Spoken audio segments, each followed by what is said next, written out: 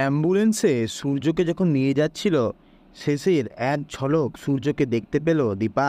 আর সেই এক ঝলকে তার সূর্যকে চিনতে একটুও ভুল হয়নি। যতদিনই তাদের দেখা না হোক, যতদিনই তারা একে অপরকে দূরে থাকুক, তারা নিজেদেরকে ঠিকই চিনতে পারবে।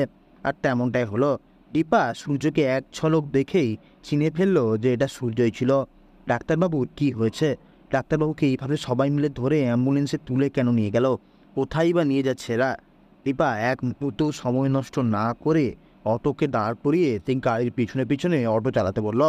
আর শেষ পর্যন্ত সে অটো গিয়ে দাঁড়ালো একটা মেন্টাল হসপিটালে। সেখানে গিয়ে সে নেমে দেখলো যে ডাক্তারবাবুকে এখানে আনা হয়েছে।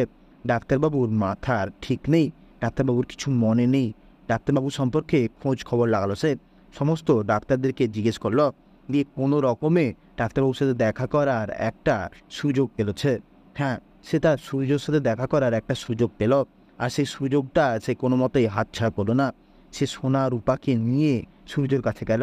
সূর্য তাদেরকে এখনও চিনতে পারছে না, কিন্তু তাদেরকে দেখে সূর্য যেন কিছুটা মনে পড়ছে, যেন কিছু মনে করার চেষ্টা করছে।